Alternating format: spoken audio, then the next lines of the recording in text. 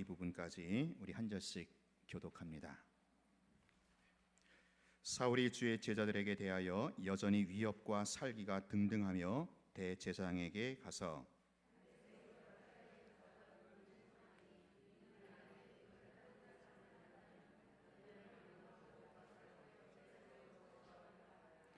사울이 길을 가다가 다메섹에 가까이 이르더니 호련히 하늘로부터 빛이 그를 둘러 비치는지라.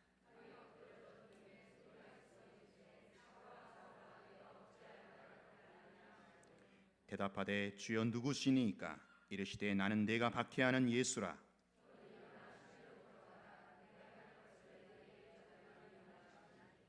같이 가던 사람들은 소리만 듣고 아무도 보지 못하여 말을 못하고 서 있더라.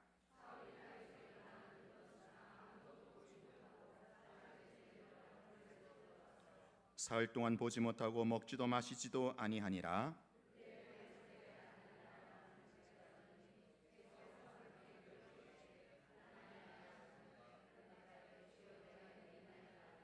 주께서 이르시되 일어나 직가라 하는 거리로 가서 유다의 집에서 다소 사람 사울이라 하는 사람을 찾으라. 그가 기도하는 중이니라.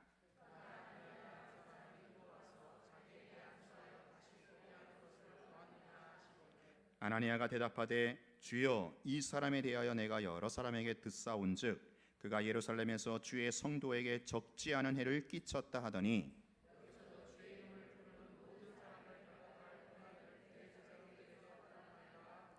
주께서 이르시되 가라. 이 사람은 내가 내 이름을 이방인과 임금들과 이스라엘 자손들에게 전하기 위하여 택한 나의 그릇이라.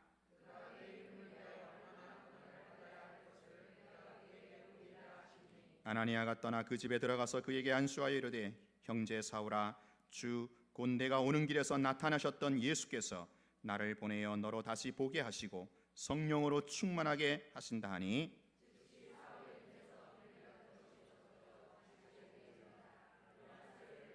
같이 합니다. 음식을 먹음에 강건하여지니라. 아멘.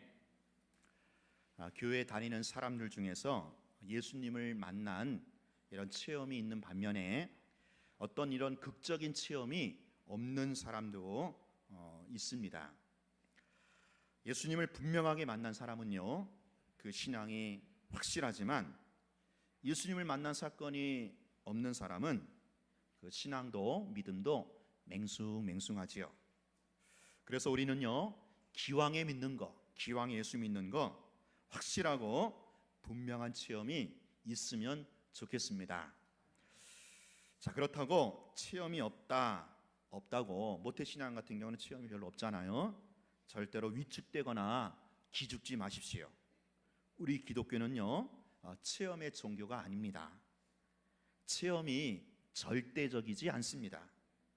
기독교에 대한 가장 보편적인 정의는 뭐냐라고 했을 때 말씀이신 예수님을 통해서 하나님을 만나고 교제하는 것, 이것이 바로 기독교에 대한 보편적 정의다라는 겁니다. 자, 따라합니다. 말씀이신 예수님을 통해서 하나님을 만나고 교제하는 것이다. 네, 이게 기독교입니다. 자, 오늘 본문은요, 사울의 회심을 기록하고 있는 일명 다메섹 사건입니다. 사도행전에 보면요, 이제 뒷장에 넘어가면 바울이, 사울이죠. 이 바울이 두 번이나 이 오늘 본문에 있었던 이 다메섹 사건을 이렇게 간증하면서 예수 그리스도를 증거하는 것을 보게 됩니다. 그러니까 사도행전 22장에 보면 천부장 앞에서 천부장을 세워놓고 유대인들 앞에서 이 다메섹 사건을 간증합니다. 또 사도행전 26장에 가면 아그리빠 왕, 헤롯 2세죠. 아그리빠 왕 앞에서 또 이 다메섹 사건을 언급하면서 예수를 증거하는 그런 장면을 보게 됩니다. 그거 보면은 이 다메섹 사건은요, 사울에게 있어서 정말 획기적인 엄청난 사건으로서 바울이 그 자기의 신학, 바울 신학이라고 하죠. 바울 신학을 정립하는 데 있어서 아주 중요한 자리를 점하는 사건이 바로 이 다메섹 사건입니다. 그러니까 유대교에서 기독교로 개종하게 된 그러니까 어떤 한 개인의 회심을 넘어서 이 유대교와 기독교가 어떻게 다른가라는 것까지 보여주는 아주 신약에서 중요한 사건이 오늘 이 다메섹 사건입니다. 오늘 특별히 부활주의를 맞이했는데 오늘 이 사건, 사울이 부활하신 예수님을 만나는 이 사건이야말로 참 하나님께서 타이밍을 기가 막히게 맞춰주신 것 같아요. 제가 성경 사도행전을 계속 이렇게 쭉 순서대로 하잖아요. 그래서 오늘은 부활주일이라 좀 부활의 메시지를 할까 하다가 이 본문을 보니까 이 부활의 메시지가 있더라고요. 부활하신 예수님이 지금 사울을 만나주신 그런 사건입니다. 자, 우리 하나하나 이 사건의 경위를 살펴가면서 한번 그 바울과 함께 그 예수님을 만나는 그 장면에 들어가도록 하겠습니다. 자, 오늘 본문이 사도행전 9장에 보면 드디어 그 유명한 사울이 등장을 하죠. 여러분, 이 사람이 나중에 바울로 이름이 바뀌죠. 지금까지는 사울이지만 이 바울은 어떤 사람이냐? 신약에서 예수님 다음으로 유명하고 중요한 사람이 바로 이 사울입니다. 이 바울이에요. 여러분, 신약 성경 27권 중에서 무려 바울이 쓴 서신이 몇 권이나 돼요? 13권이나 됩니다. 반이 되는 거예요, 반. 자, 근데 성경을 좀 자세히 읽어보면 오늘 이 사울이요, 오늘 본문에서 처음으로 등장하는 것이 아니라 좀 앞에서 먼저 번에 살짝 등장하고 있다는 것을 알 수가 있습니다. 여러분, 그렇죠? 어디서 사울이 먼저 등장을 합니까? 네, 스데반 사건.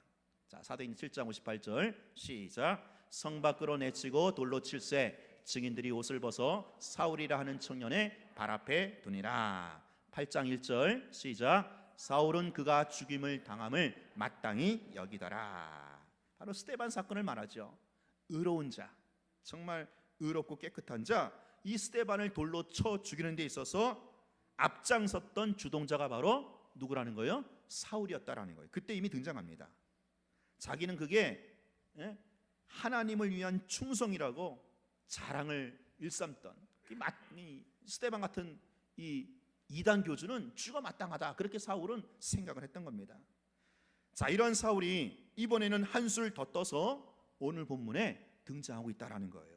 자, 1절 2절 시작. 사울이 주의 제자들에게 대하여 여전히 위협과 살기가 등등하여 대제사장에게 가서 다메섹 여러 회당에 가져갈 공문을 청하니 사람 만나면 남녀를 막론하고 결박하여 예루살렘으로 끌어오려 함이라. 자, 스데반을 죽이는 것으로는 성이 안 찼던 거예요. 그 한 사람 죽이는 거 성이 안 찼고 이제는 아예 예수 믿는 자들을 씨를 말리려고 달려들고 있다라는 거예요. 자, 다메섹은요, 그 예루살렘의 북쪽으로 약 한 240km 정도, 그러니까 서울에서 한 대구쯤 되겠죠. 그 정도 떨어진 곳에 있는 그 수리아 지역의 수도입니다. 수도. 우리가 지난주에 그 빌립 살펴봤죠. 전도자 빌립이 넷이 만나고 그럴 때 그때는 어느 지역으로 내려갔어요? 남쪽으로 내려갔어요. 예루살렘 남쪽으로, 가사, 그렇죠? 남쪽으로 갔는데 이번에는 이제 북쪽으로 가는 사건입니다. 그러니까 다 이게 스데반 사건에 대한 파장으로 동시다발적으로 일어나는 거예요. 자, 북쪽에 240km 정도, 예루살렘 북쪽에 이 수리아 지역의 수도인 다메섹이 있었는데, 그 지난번에 스데반 순교로 인해서 많은 사람들이 어떻게 했다고 그랬어요? 그 핍박과 박해를 피해서 흩어졌다고 그랬죠. 그 중에 북쪽으로 올라간 사람들이 바로 이 다메섹이라는 도시에서 많이 모여 살아 있었다고 합니다. 그러니까 이제 그 정보를 이제 사울이 입수를 한 거죠. 그래서 이 다메섹으로 향하여 사울이 위협과 살기가 등등해서 찾아갔다 그럽니다. 자, 이 사울의 손에 뭐가 들어 있습니까? 뭐가 들어 있어요? 공문서 들어 있어요. 공문서. 구속영장이에요. 구속영장 들고 가는 겁니다. 예수 믿는 사람들 결박하고 체포해서 예루살렘으로 압송하라, 그런 일종의 그 소환장, 그 소환장을 들고 지금 다메섹으로 예수 믿는 사람 잡아 죽이려 가는 겁니다. 여러분, 사울이 이 정도로 극악무도한 사람이었다라는 것을 사도행전은 밝히고 있다라는 거예요. 사울을 등장시키면서 이 사울은 바늘로 찔러서 피 한 방울 나오지 않을 냉혈 인간이고 철면피였다. 오죽하면, 그렇죠? 여러분, 이 사울이 예수 믿는 사람들 또 교회를 얼마나 핍박하고 박해를 했으면 나중에 사울이 회심을 하고 돌이키잖아요. 근데 나중에 사람들이 그거 믿어요, 안 믿어요? 안 믿어요. 야, 사울이 어떤 사람인데 예수를 믿느냐? 안 믿을 정도로. 그토록 이 사울은 극악무도하고 악랄하기 짝이 없었다라는 거예요. 지금 성경 기자가 말하고 싶은 바가 무엇입니까? 사울은 처음부터 예수 믿을 가능성이나 불씨가 전혀 없었던 인물이라는 설정에서부터 시작하고 있다라는 거예요. 0.1%라도 자기 안에 예수 믿을 만한 그런 가능성, 그런 여지, 그런 구석이 하나도 없는, 강팍하기 짝이 없는 극악무도한 그런 인물이 바로 사울이었다라는 거예요. 그런 차원에서 사울을 지금 딱 전면에 처음에 등장을 시키고 있다라는 겁니다. 사랑 여러분, 오늘 우리 안에, 오늘 여러분 안에 내가 믿음을 갖게 된, 예수를 믿음으로 구원받게 된 이 믿음을 갖게 된 이 구원의 그렇죠, 이 믿음에 이르는, 구원에 이르는 이 믿음에 대한 이 믿음을 갖게 되는데, 이 믿음을 갖게 된 내 안의 가능성이나 어떤 여지가 전혀 없었다라는 것을 여러분들이 아셔야 되는 거예요. 그래서 믿음은요, 선물이다, 그런 표현을 하고 있습니다. 선물. 내가 믿은 것 같지만 내 믿음이 아니라는 거예요. 하늘에서, 하나님께서 강권에서 우리를 믿음이라는 것을 확 집어넣기 때문에 우리가 예수를 믿어서 구원받고 있는 거지, 내 안에 사실 예수를 믿을 만한 믿음의 가능성, 믿음의 불씨, 믿음의 여지가 아예 처음부터 아무것도 없었다라는 것이 모든 인간에 대한 보편적 설정이다라는 거예요. 이걸 지금 사울을 통해서 보여주고 있다라는 거죠. 여러분, 우리는요, 죽었다 깨나도 예수 믿지 않을 인간이었습니다. 강팍하기 짝이 없는 그런 인간이었어요, 오늘 우리가요. 자, 이런 사울에게 누가 찾아옵니까? 우리 3절 같이 읽어볼까요? 3절 시작. 사울이 길을 가다가 다메섹에 가까이 이르더니 호련히 하늘로부터 빛이 그를 둘러 비치는지라. 자, 다메섹으로 길을 가다가 부활하신 예수님이 빛으로 지금 사울에게 임했다라는 것입니다. 그러니까 빛으로 지금 사울을 완전히 덮어버리는 겁니다. 여러분, 빛으로 임했다라는 것은 무엇을 말합니까? 지금까지 사울은 어둠 속에서, 흑암 가운데서 살아왔다라는 것을 반증해주는 사건이다라는 거예요. 사울, 그가 아무리 율법에 정통하고 그가 아무리 하나님께 열심히 특심이어도 그는 지금까지 어두움에, 흑암에 사로잡혀서 그렇게 어둠의 자식으로 살아왔다라는 것을 지금 이 사건을 통해서 보여주고 있다라는 겁니다. 여러분, 그런 사람들 있죠? 똑똑한 척하는 사람 있잖아요. 똑똑한 척하고 잘난 척하는데 잘 들어보면은 헛똑똑이에요, 헛똑똑이. 그 똑똑한 게 자기 얼굴에 침을 뱉는 경우가 참 많잖아요. 사울이 그렇다라는 거예요.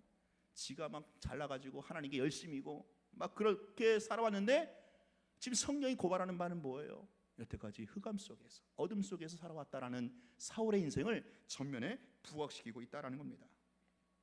디모데전서 6장 16절에 보면 오직 그에게만 죽지 아니함이 있고 가까이 가지 못할 빛에 거하시고 어떤 사람도 보지 못하였고 또 볼 수 없는 이시니, 하나님은 그렇죠? 어떤 사람도 근접할 수 없는 빛 대신 하나님이신데 아무도 가까이 가지 못할 그 빛에 거하시는데 그분이 지금 뭐예요? 빛으로 사울에게 찾아오셨다라는 거예요. 자, 그러니 사울이 뭐예요? 눈이 멀 수밖에 없는 겁니다. 여러분, 태어나서부터 동굴 속에서 깜깜한 동굴 속에 사체했던 사람에게 갑자기 빛이 확 임해 보세요. 그 눈이 어떻게 되겠습니까? 확 멀어버리는 거예요. 눈이 안 보이는 겁니다. 지금 사울이 그 꼴이 난 겁니다. 자, 여기서 중요한 것은요, 사울이 주님을 찾아 나선 것이 아니라 오늘 주님이 먼저 사울에게 찾아오셨다라는 거예요. 자, 지금 사울은요, 예수 믿는 사람들을 색출해가지고 잡아 죽이려고 다메섹 길에 나선 거예요. 뭐 예수님에 대한 관심이나 예수님에 대한 호기심이나 도대체 그분이 누구길래, 어떤 분이길래 내가 한번 만나고 싶어서 그렇게 다메섹에 나선 것이 아니다라는 거죠. 지금요, 사울은요 역주행을 하고 있는 거예요. 역주행. 자, 근데 우리 주님께서, 부활하신 예수님께서 지금 역주행을 하고 있는 사울에게 저 반대 방향에서부터 그 주님이 먼저 찾아오셨다라는 거죠. 사울이 원하고 사울이 바라던 것하고는 전혀 상관없이, 전혀 관계없이 우리 주님께서 하늘로부터 강권해서 찾아오신 사건이다라는 거죠. 여러분, 이 사건 통해서 오늘 이 기독교와 유대교, 곧 기독교와 다른 종교의 차이점을 보여주고 있지 않습니까? 우리 기독교는요, 하나님이 먼저 찾아오신 사건입니다. 거기서 소위 종교가 발생을 하는 거예요. 하나님이 찾아오심, 이게 종교의, 기독교 종교라는 발생이 이루어진다라는 거죠. 그러나 다른 모든 종교는 어떻습니까? 인간이 찾아가는 거예요. 인간이 찾아 나서는 거예요. 오늘 예수님이 사람의 몸을 입고 이 땅에 오신 것은 사람들이 요구해서, 사람들이 원해서 예수님이 오신 게 아니라, 오히려 사람들은 전혀 요구도 안 했고 원하지도 않았는데 하나님이신 예수님이 먼저 이 땅에 오신 사건이다라는 거죠. 이게 지금 기독교와 유대교의 차이점, 은혜와 율법의 차이 아니겠습니까? 여러분, 은혜가 무엇입니까? 나에게는 원인이 없다라는 거예요. 이 원인이 없는데 결과가 딱 주어진 거예요. 아무런 원인이 없는데 내가 지금 예수 믿고 구원받고 있더라, 예수 믿고 구원받고 있더라, 결과만 주어진 거예요. 결과. 이걸 갖다가 은혜, 이게 기독교 은혜의 종교를 말하는 겁니다. 지금 사울이 그걸 보여주고 있잖아요. 그러나 유대교, 다른 이방 종교는 뭐예요? 율법입니다. 나한테 원인이 있는 거예요. 내가 요구했기 때문에, 내가 뭔가 원했기 때문에 구원이 임하는, 이런 식이죠. 사랑하는 여러분, 오늘 여러분이 예수 믿게 된 경위를 한번 잘 생각해 보세요. 내가 어쩌다 예수 믿게 되었는지, 내가 어쩌다 예수 믿어서 구원받아 있는지, 여러분이 예수를 원해서, 예수를 바래서 그 예수님이 나에게 찾아온 것이 아니라, 사실은 나는 원하지도 바라지도 않았는데 오늘 이 사울처럼 주님께서 먼저 찾아오셔서, 나에게는 원인이 전혀 없는데 나에게 주님 먼저 찾아오셨기에 구원이라는 결과, 구원의 열매가 오늘 나에게 주어진 줄로 믿습니다. 여러분, 우리는요 원래 죽은 시체에 불과했어요. 죽은 시체가 죄악의 탕류에 꽉 휩쓸려가지고, 죽은 시체니까 죄악의 탕류에 휩쓸려도 살려주세요, 살려주세요 할 수 있어요, 없어요? 없어요. 살려주세요라고 말도 못하는 죽은 시체에 불과했다라는 거예요. 그런 우리를 하나님께서 사람의 몸을 입으시고 이 땅에, 바다에 그 탕류 가운데 들어오셔서 우리를 건져내시고 살리시고 생명의 인공호흡으로 살리셔서 이제 우리가 살아 구원받고 있다라는 거죠. 자, 이렇게 빛으로 임하신 주님께서 사울에게 뭐라고 하십니까? 4절입니다. 4절 시작. 사울아 사울아 내가 어찌하여 나를 박해하느냐. 자, 먼저 사울아 사울아 두 번이나 부릅니다. 두 번이나 사울의 이름을 불러줘요. 자, 이름을 부른다라는 것은 이미 주님께서 사울의 어떠함을, 사울의 됨됨이를 이미 알고 계셨다라는 거예요. 사울이 어떤 놈인지 이미 주님이 알고 계셨다라는 거예요. 사랑 여러분, 오늘 우리가 예수 믿기 이전부터 내가 어떤 종자였는지, 내가 어떤 인간이었는지 우리 주님께서 다 알고 계셨다라는 거예요.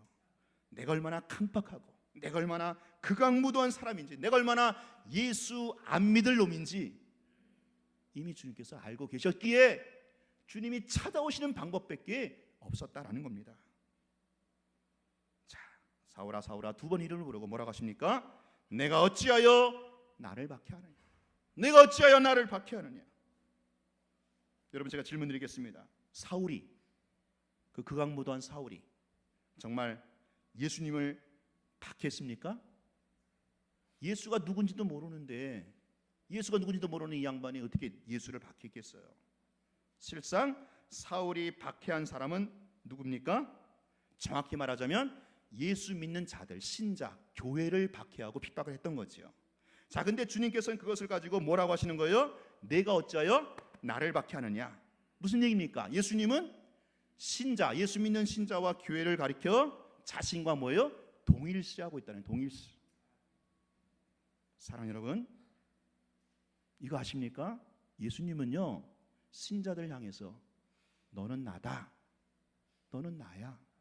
신자와 성도를 향해서, 교회와 성도를 향해서 예수님 우리를 그렇게 동일시하신다라는 거예요. 여러분, 정말 이거는 큰 은혜가 되면서 무서운 말씀 아니겠어요? 왜? 여러분, 교회에서 다른 성도를 그렇게 함부로 험담하지 마십시오. 함부로 미워하거나 그냥 너무 쉽게 그냥 응어리져 가지고 원수 맺지 마세요. 그때 주님께서 뭐라고 하셔요? 사랑하는 한무개야, 왜 너 나를 험담하느냐? 왜 나를 험담하느냐? 왜 너 나랑 원수 맺느냐? 왜 너 나에게 응어리지고 있느냐? 여러분, 무서운 일 아닙니까? 사랑하는 한무개야, 너 왜 나를 씻고 있니? 어니 벙벙하실 것 같아. 예수님이 우리 너무 쉽게 다른 성도 쉽게 판단하고 정죄하고 씹을 때 주님이 그러지 않으실까요? 왜 나 씹니? 사랑 여러분, 오늘 예수님께서 여러분을 동일시하십니다. 너는 나야. 그래서 내가 너를 위해서 대신 죽어줄 수도 있어. 내가 십자가에서 보여주지 않았네. 너는 나야. 너는 나야. 자, 이렇게 해서 예수님과 사울의 운명적인 만남이 이루어지죠. 역사적인 만남입니다. 자, 이 만남에 둘 사이에 대화가 이루어집니다. 자, 이때 사울이 부활하신 주님을 만나서 질문을 합니다. 질문. 중요한 질문입니다. 5절. 우리 5절 읽겠습니다. 시작. 무엇이니까 이르시되 나는 내가 박해하는 예수라. 주여 누구시니까? 주여 당신은 누구십니까? 여러분, 이 질문은요, 오늘날 모든 사람들이, 모든 인류가 하나님 앞에서 정말 진지하게 묻고 얻어야 할 인생 본연의 궁극적인 질문이요 과제다라는 겁니다. 모든 인류는 이 질문 앞에 정직하게 직면해야만 합니다. 그리고 답을 얻어야만 합니다. 왜요? 이 질문이야말로 영생이 걸린 문제이기 때문에. 부활주의잖아요. 영생이 걸린 문제. 단순히 뭐 건강하게 해준다, 뭐 네 자식을 잘 되게 해주겠다, 명예를 높여주겠다, 이 정도라면 그렇게 뭐 진지하게 질문할 필요 없어요. 고민할 필요 없어요. 뭐 대문 좋고 안 좋으면 그만이니까. 그런데 이게 그 문제가 아니잖아요. 영생의 문제거든요. 죽느냐 사느냐, 영생의 문제인데 정말 여러분 진지하게 고민하고 묻고 따져야 되지 않겠어요? 예수님, 당신은 누구시길래? 도대체 당신이 누구시길래? 이건 내 생명, 내 영생이 달린 질문이다라는 거예요. 자, 따라합시다. 예수 그는 누구인가? 예수 그는 누구인가? 여러분, 정말 예수 그분이 누구인지 진지하게 질문하고 고민해야 돼요. 이 사건을 맞닥뜨려야 됩니다. 우리가 살아가는 동안에 적어도 한 번 이상은 거기에 대해서 정직하게 답을 얻을 수 있어야만 합니다. 도대체 예수 그분이 누구인가? 오죽하면 사복음서의 주제가 예수 그는 누구인가? 그런 주제로 흘러가겠어요. 여러분, 우리가요 예수 누군지 아는 것 같지만 실상 잘 몰라요. 예수가 낯설지 않습니까? 여러분, 예수님과 지금 오늘 밤에 예수님 한번 밤새워 보시라고 하신다면 참 낯설고 어색하지 않겠어요? 예수님과 함께 차를 마시라고 한다면, 예수님과 함께 식사 함께 한다고 한다면 그 자리가 내가 무슨 얘기를 해야 될지 낯설지 않습니까? 그만큼 우리가 예수를 아는 것 같지만 모른다라는 거예요. 예수 그는 누구인가? 진지한 고민과 질문이 그동안 없었다라는 거예요. 사랑 여러분, 오늘 여러분에게 있어서 예수 그분은 누구이십니까? 오늘 그분은 메시아요 그리스도요 살아계신 하나님의 아들이심을 믿습니다. 십자가에서 죽으시고 부활하신 그 예수님이 오늘 나의 구주, 나의 주님, 나의 하나님이다라는 거예요. 오늘 사울이 부활하신 예수님을 만나고 나서 처음으로 한 질문이 바로 주님, 당신은 누구십니까? 오늘 우리도 마찬가지예요. 주님이 먼저 우리에게 찾아오셨다고 했죠? 기독교는 주님 먼저 우리를 찾아오신 거예요. 그래서 오늘 나에게 구원이라는 결과가 발생된 겁니다. 자, 그러면 주님 먼저 나를 찾아오셔서 나에게 구원이라는 결과가 발생되었기에 이제는 뭐예요? 내가 질문해야 된다는 거예요. 그 주님 앞에 나에게 구원이라는 이 사건을, 이 엄청난 영생의 사건을 발생시켜 주신 그 주님 앞에 물어야 돼요. 질문해야 돼요. 주님, 당신은 누구십니까? 주님, 당신이 정말 메시아가 맞습니까? 당신이 정말 그리스도가 맞습니까? 당신 정말 하나님이 맞습니까? 그렇다면 엄청난 사건 아니에요? 하나님이신 그분이 사람의 몸을 입고 이 땅에 오셔서 아무런 죄도 흠도 없는 그분이 인간에 의해서 재판당하시고 고소당하셔서 가장 극악무도한 십자가에서 죽으셨다는 사실, 이거야말로 역사적 아이러니, 역사적 패러독스가 아니겠어요? 이런 일이 어디 있겠어요? 어디 있겠어요? 의로운 사람이 억울하게 죽어도 그거는 난리법석을 떨 사건인데, 하나님이신 그분이 정말 창조주시오 만왕의 왕시오 만주의 주가 되신 그분이 인간에 의해서 십자가에 죽으셨다는 사실, 이거는 정말 자다가도 깰 수밖에 없는 엄청난 사건이다라는 거죠. 예수, 그는 누구인가? 그분이 정말 메시아 맞는가? 그분이 정말 하나님 맞는가? 이 질문을 지금 하고 있다라는 거죠. 자, 또 한 가지 질문이 있어요. 사울이 주님께 질문한 것이 사실 두 가지예요. 근데 오늘 본문에 보면 하나만 나오지요. 주님, 당신 누구십니까? 그런데 여러분이 사도행전 9장의 담의 사건을 그 뒤에 가보면 사울이 두 번이나 간증했다 그랬죠? 두 번. 자, 그래서 거기에는 나와요. 거기에 사도행전 22장 10절에 보면 이렇게 질문합니다. 거기에도 간증을 하면서 내가 담의 사건을 통해서 내가 이르되 주님 무엇을 하리까? 무엇을 하리까? 자, 그러니까 첫 번째 질문이 뭐라 했어요? 주님, 당신은 누구십니까?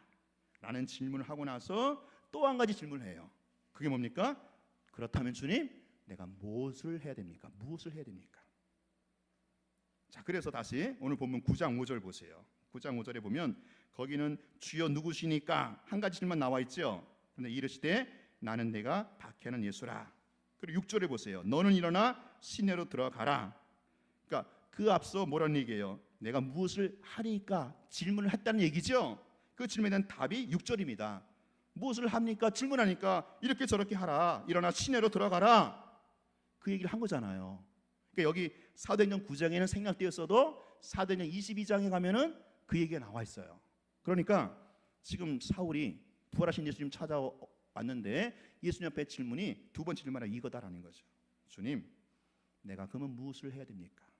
주님, 당신은 누구십니까? 라는 이 실존적 질문을 하고 나서 반드시 이어지는 질문은 그렇다면 내가 무엇을 해야 합니까? 소위 말하는 사명에 관한 질문이다라는 거예요. 내가 평생 살아야 할 그 이유, 내가 내 인생을 걸어야 할, 내가 살아야 할 그 이유, 그 목적, 내 목숨과 내 생명을 다 걸어도 아깝지 않을 그 일, 그 사명, 그게 도대체 무엇입니까?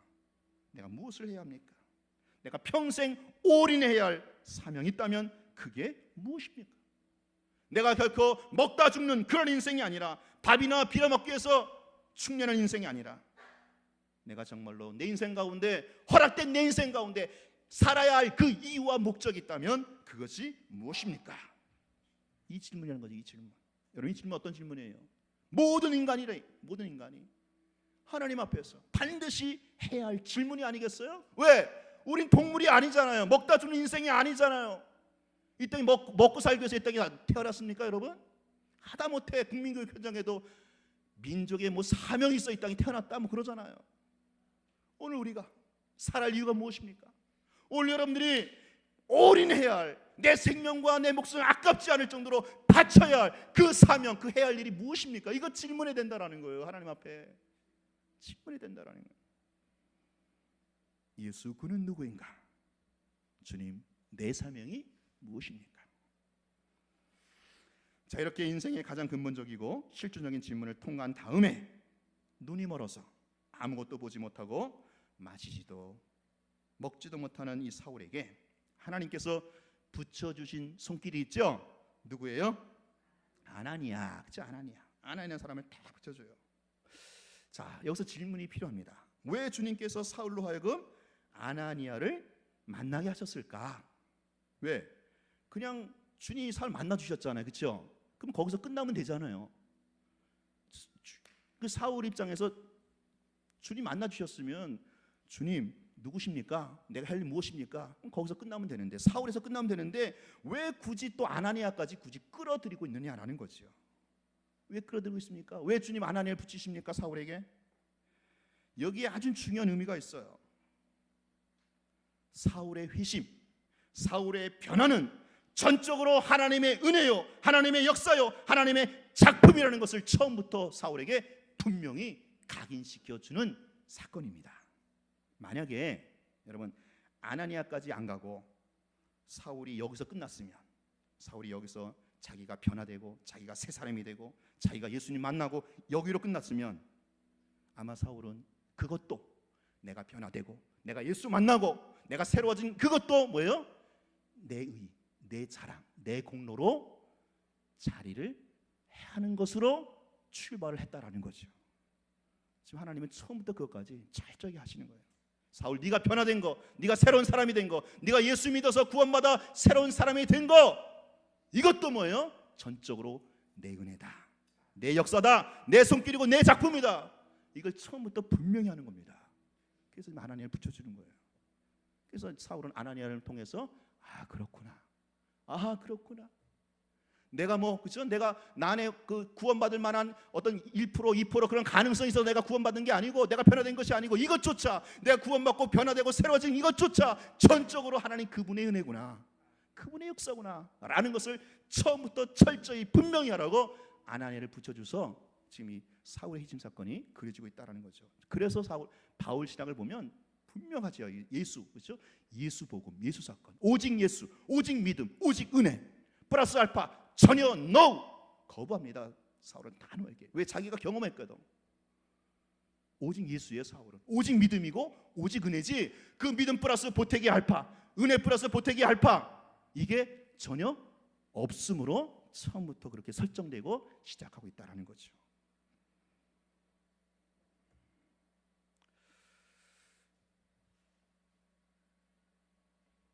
하나님께서는요 처음부터 늘 우리를 그렇게 시작하십니다. 그래서 여러분, 이게 안 되는 사람은 자꾸 이 기본으로 돌아가야 돼요. 내가 예수 믿는 그 구원의 근거가 과연 어디 있는가? 여러분, 우리는 0.1%도 구원받을 만한 가능성, 불씨, 여지 전혀 없었어요. 오직 하나님의 은혜입니다. 오직 하나님의 역사입니다. 오직 하나님의 손길입니다. 오직 예수 피, 예수 이름 외에는 우리가 구원받을 만한 이유가 전혀 없다라는 거예요. 이걸 다시 한번 확인하는 거예요.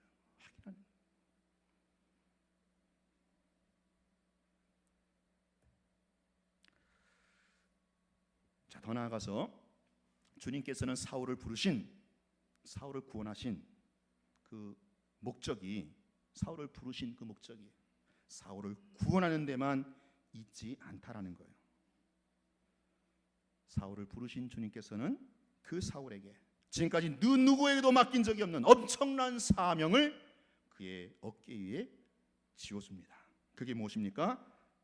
15절 16절 우리 읽어볼까요? 15절 16절 시작. 주께서 이르시되 가라, 이 사람은 내 이름을 이방인과 임금들과 이스라엘 자손들에게 전하기 위하여 택한 나의 그릇이라. 그것까지 볼게요.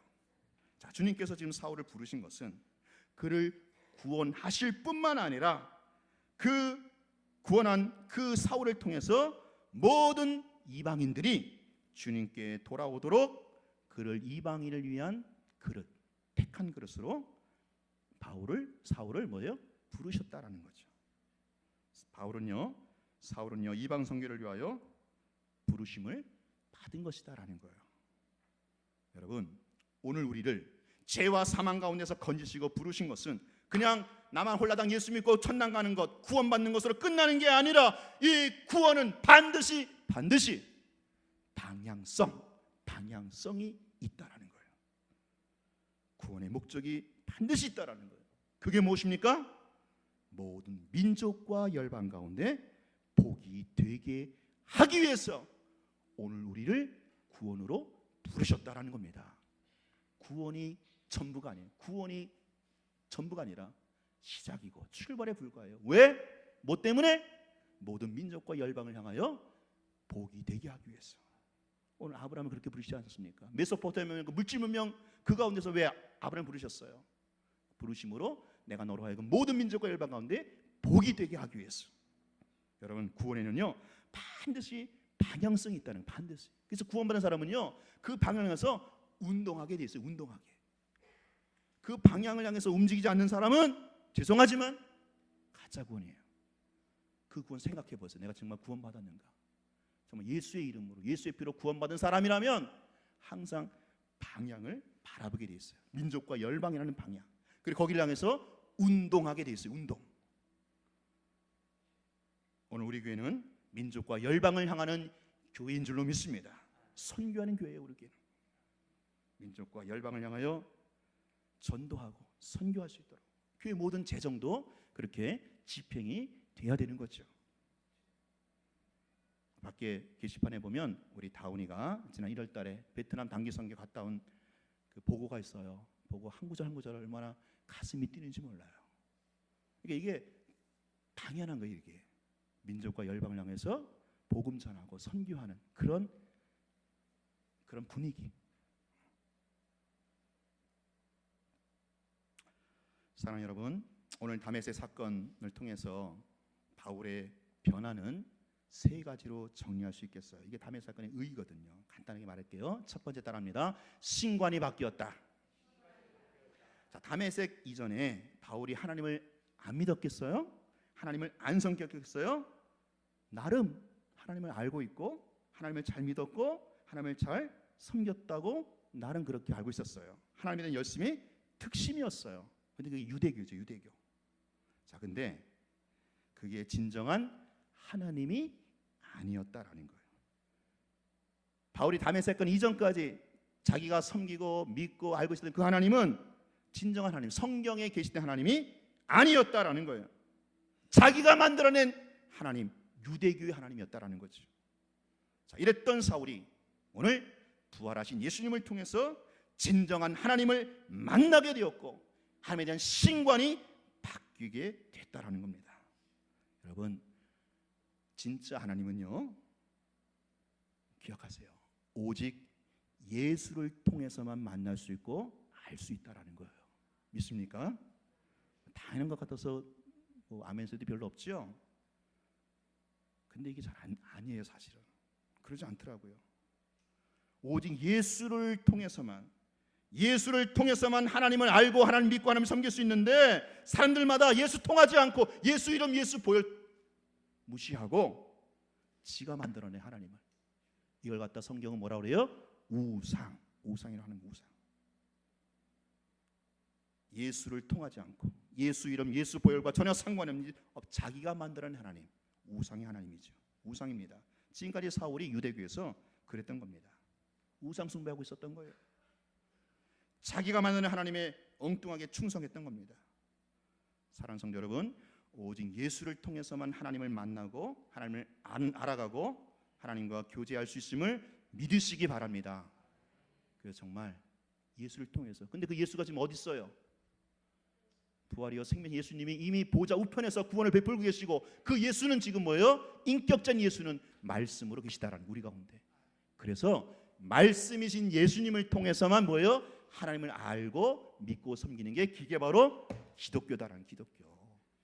체험이 절대적인 게 아니라 오직 기록된 말씀 성경을 통해서 예수를 알아가고 그 예수를 통해서 하나님을 알고 믿고 섬기는 거, 이게 기독교의 ABC, 기독교의 정석이다라는 거예요. 여러분 기억하세요. 예수 통하지 않고 예수 이름 통하지 않고 엉뚱하게 내가 우상 숭배할 수 있어. 사울이 그 꼴이거든요. 지금까지 다메섹 이전까지는. 다메섹에서 부활하신 예수님을 만나기 전까지는 자기 나름대로 하나님 잘 섬겼어. 충성했어. 열심히 특심이었어. 근데 그게 우상이란 말이죠. 성경에 계시던 진정 하나님이 아니었다라는 거죠. 여러분이 지금 알고 믿고 섬기는 하나님은 과연 어떤 분이십니까? 정말 내가 예수님을 통해서 하나님을 알고 있는지, 예수님을 통해서 하나님을 섬기고 믿고 있는지, 이게 우리 부활주를 맞이하는 우리가 점검해야 할 지점이다라는 거죠. 자, 두 번째, 가던 길을 그대로 가는데 삶의 목적이 달라지는 거예요. 자, 지금 다메섹으로 가던 길에서 부활하신 예수님 만났죠? 그러면 가던 길이 다메섹 길이었으니까 이제 빵꾸해야겠다, 유턴해야겠다. 그러지 않고 있다라는 거죠. 그냥 어디에요? 부활하신 예수님 만났는데도 그냥 그대로 다메섹을 갑니다. 그렇죠? 계속 다메섹 가요. 왔던 길 갑니다. 그런데 다메섹으로 가는 그 발걸음이 예수 만난 이후로 뭐예요? 그 목적이 달라졌다는 목적이. 예수 만나기 전에는 그 길이, 다메섹 가는 그 길이 뭐예요? 예수 믿는 사람들 잡아 죽이려고 갔는데 이제 부활하신 예수를 만난 후에는 똑같은 다메섹 길을 가지만 목적이 다른 거죠. 예수 복음 전하려고, 이방인 선교하려고 다메섹에 가는 겁니다. 여러분 똑같습니다. 우리가 똑같은 길을 가더라도 예수 믿고 나면, 예수 만나고 나면 똑같은 길을 가더라도 삶의 목적이 달라지는 거예요. 우리가 예수 믿는다고 다 그냥 일상 다 때려치고 다들 교회 일만 하라, 선교만 붙들어라, 그런 게 아니다라는 거죠. 일상은 일상대로 그대로 하면서 그냥 지금까지 살아온 대로 그냥 살아가면서 목적, 삶의 목적이 바뀐다라는 거죠. 가치관이 달라진다라는 거죠. 얼마든지 우리 돈을 벌어가면서 일해가면서 이제부터 우리의 삶의 목적은 뭐예요? 예수 증인으로 살아간다라는 거죠. 왔던 길 그대로 가면서. 마지막 세 번째, 눈에서 비늘 같은 것이 벗겨집니다. 9장 18절에 나와 있죠. 사울이 아나니아를 통해서 안수받고 눈에서 비늘 같은 게 벗겨지잖아요. 여러분 예수 믿는 사람들은 그 눈에서 비늘이 벗겨지는 법입니다. 그래서 보는 눈이 뭐예요? 달라지는 거예요. 세계관, 인생관이 달라지는 거죠. 내 고집, 내 아집이 꺾이는 겁니다. 특별히 예수 믿는 사람은요, 보는 시각이 바뀌는데 부정적인 시각에서 긍정적인 시각으로 바뀐다라는 거예요. 여러 가지 할 얘기가 있겠지만 정말 예수 믿는데 여전히 부정적으로, 그냥 부정적으로, 비판적으로 많이 곱게 보고 다른 사람 장점, 좋은 점 보지 못하고 그저 단점만 내 추근대고, 이거 아직까지 비닐이 안 벗겨진 거예요. 비닐이 꽉 있어갖고 그냥 그걸로 보는 거예요. 그냥. 사랑하는 여러분, 우리 눈에서 비닐이 벗겨지기를 축원합니다. 내 고집, 내 아집, 부정적인 시각, 남의 단점만 보는 거, 정죄하는 거, 비판하는 거, 이런 눈이 바뀌어지기를 축원합니다. 오늘 부활주일입니다. 사울은요, 지가 노력도, 지가 원하지도 예수님 만나려고 아무 노력도 안 했어요. 아무 자기 안에 원인이 없었어요. 근데 주님께서 강권에서 만나 주셨어요. 그러면 오늘 우리는 어떻게 했느냐라는 거죠. 여러분, 오늘 우리가 주님을 다시 한번 만나기를 사모하시기 바랍니다. 사울은 그 사모함도 없었는데 주님 만나 주셨는데 오늘 우리가 조금만 사모한다면 얼마나 하나님께서 우리를 기가 막히게 만나 주시겠느냐라는 거죠. 여러분, 다른 거 다 접어두시고 내가 이제부터 하나님의 말씀, 성경 66권을 통해서 내가 예수님을 만날 수 있도록 사모하시고 노력하시기를 축원합니다. 그래요, 우리 일상을 통해서 예수님을 증거하는 증인의 삶을 살아가시기를 축원합니다. 부활하신 예수님 때문에 그 예수님의 안경을 쓰고 모든 사람들을 위로하고 격려하고 축복하면서 긍정적으로 민족과 열방을 향하여 뻗어나가는 인생이 되시기를 주의 이름으로 축원합니다. 기도하겠습니다. 하나님 아버지, 2015년도 부활주를 맞이해서 우리가 다시 한번 부활하신 예수님을 새롭게 만나기를 소원합니다. 성경을 통해서 예수님 만나게 하시고 그 예수님을 통해서만 하나님을 제대로 알고 섬기고 또 예배할 수 있게 하여 주옵소서. 예수님 이름으로 기도하옵나이다. 아멘.